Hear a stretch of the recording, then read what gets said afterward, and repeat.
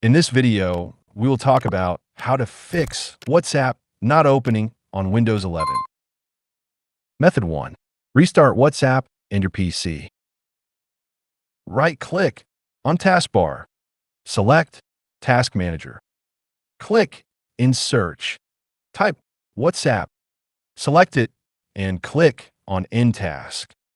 After this, click on Start and restart your PC. Method 2. Repair WhatsApp app. Click on Start. Open Settings. On the left, select Apps. Then Installed Apps. Click in App Search. Type WhatsApp. Click on 3 dots. Select Advanced Options. Scroll it down. First, click on Terminate. Then select Repair.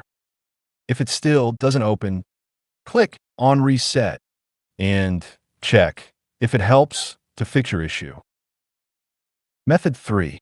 Clear Cache. Right-click on Start. Select Run.